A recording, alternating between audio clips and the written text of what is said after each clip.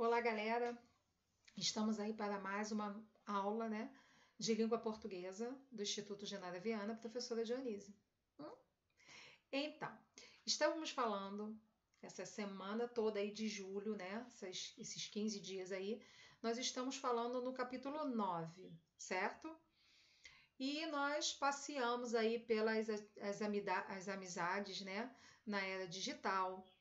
Também falamos sobre o quê? Orações coordenadas, sindéticas e assindéticas. Voltamos a falar sobre amigos, falamos sobre o dia do amigo, lembram disso? Então, que na verdade nós falamos disso ontem. E hoje nós vamos corrigir as páginas que eu deixei no roteiro para vocês fazerem em casa com calma aí, né? Só que eu preciso que vocês tenham a consciência de estarem fazendo e não só copiando as respostas, tá, galera? Por quê?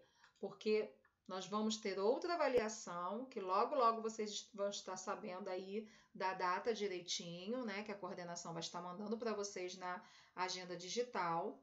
E nós vamos, na nossa prova de língua portuguesa, nós vamos trabalhar com só o capítulo 9, que vão ser só as orações coordenadas, tá bom? Interpretação de texto, bem bacana, uma prova bem bacana para vocês fazerem só com a questão das orações coordenadas, porque na prova passada a gente passeou bastante pelo conteúdo e ficou bem legal. Bom, então, nós estávamos falando na aula passada sobre a amizade. Lembra? Dionísio colocou lá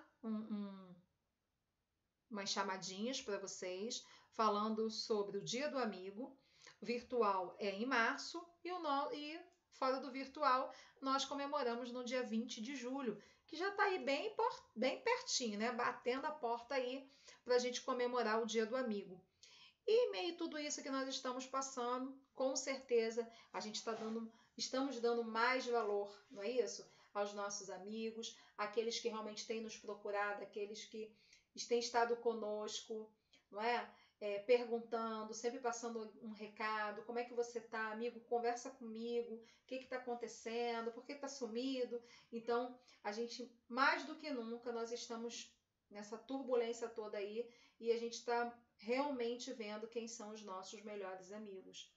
Porque é muito fácil, chamar para ir jogar uma bola, chamar para ir beber uma Coca-Cola, é fácil chamar para ir num restaurante, para ir numa festinha.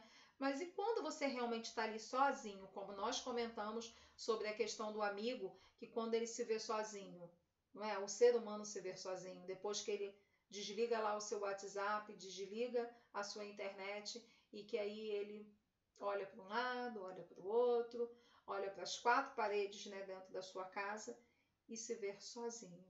Não tem mais o amigo ali, ou o amigo, E muitas das vezes o amigo, às vezes, ele se deslocava da sua casa para ir até a casa do outro, para conversar, para apoiar, não é? Para colocar o ombro amigo. E, infelizmente, nesse momento, nós não estamos podendo fazer isso. Então, a amizade, ela está muito virtual. Assim como estão as nossas aulas, assim como estão os nossos desafios lá em produção textual. E a gente acaba se esbarrando com essa questão, da amizade. Bom, então eu li esse texto aqui para vocês ontem, na nossa aula de ontem. Eu li esse aqui também. E aí eu deixei para nós fazermos o quê? A página 86. Então, eu vou ler aqui e vocês vão acompanhando aí. É bom que qualquer coisa vocês podem, visualizar melhor. Vocês podem virar o celular, o tablet, e aí vocês vão conseguir dar um zoom melhor nas questões. Então, veja bem. Então, dizia assim, número 1. De onde partiu a ideia das cartas sobre a amizade? Tá? Então, a ideia partiu do próprio jornal. Foi o próprio jornal que, durante a semana, fez o convite aos leitores para que escrevessem. Então, quem é leitor assíduo daquele jornal ali, estava ciente de tudo que estava acontecendo. A mesma coisa acontece quando o meu aluno e a minha aluna está sempre vendo as aulas. Então, ele sabe das coisas que a Dionísia está falando. Aquele meu aluno que está lá fazendo as produções textuais, que está bombando, inclusive até nos desafios, e que não estão fazendo as atividades de língua portuguesa, porque eu estou de olho, estou verificando tudo. Então, quem está acompanhando direitinho as nossas aulas, tá show, tá fazendo tudo. E como eu disse na aula de produção textual, quem está chegando agora, quem acordou, vamos dizer assim, para a realidade, ou devido a N problemas que passou até hoje, né, gente? A gente sabe que não é para brincadeira. Então, a gente não pode julgar ninguém nesse momento. Aliás, a gente nunca pode julgar ninguém, certo? Mas a gente sempre fica preocupado. O que está acontecendo? Por que esse meu aluno não aparece? Eu tenho tantos alunos, por que eu só tenho esse, né? Aqui, por que esse meu aluno ainda não apareceu? Então, vocês viram que até quando eu fiz o desafio da videochamada, de você chamar o seu amigo, né, para estudar com ele mesmo virtualmente, vocês viram que bombou isso aí, não é? Então, nós precisamos estar sempre acompanhando as aulas para estar inserido e saber o que está acontecendo. E quando a Dionísio fala, segura aí que vai vir novidade, as novidades eu nunca vou falar aqui no nosso vídeo, tá? As novidades eu vou estar falando no WhatsApp, porque exatamente para você ir lá, me adicionar, para a gente poder conversar, para a gente poder trocar ideias. E até porque, gente, né, fora a saudade aí. Eu vejo que muitos alunos estão aqui dando o seu like, a sua presença, mas não estão fazendo as atividades. E que também não entraram em contato comigo. Fico muito chateada, fico muito triste, sabe? Porque a gente precisa se comunicar, tá bom? E eu fico aguardando vocês.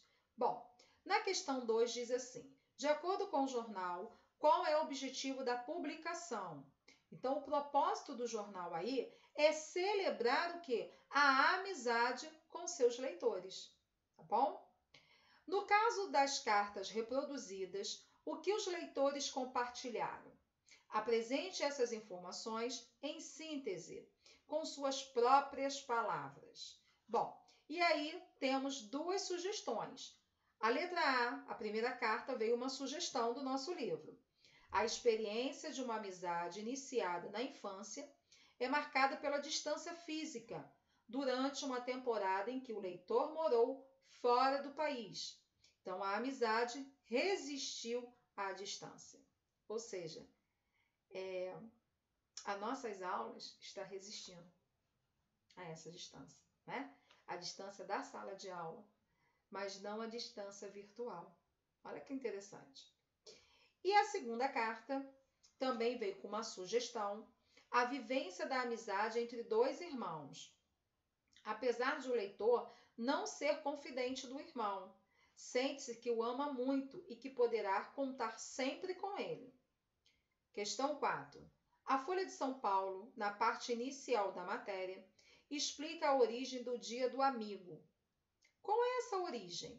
Bom, a criação foi iniciativa de Henrique Ernesto Febraro, que em 20 de julho de 1969, enquanto observava o que, galera? Enquanto observava o pouso do Apolo 11 na superfície lunar, teve a ideia de celebrar a amizade e depois enviou uma carta sobre essa intenção para 1000 pessoas dos países, tá?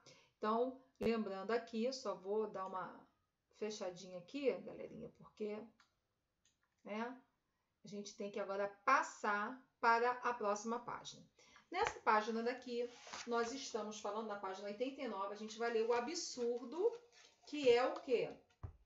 35 milhões de pessoas sem acesso à água no século 21, diz o leitor.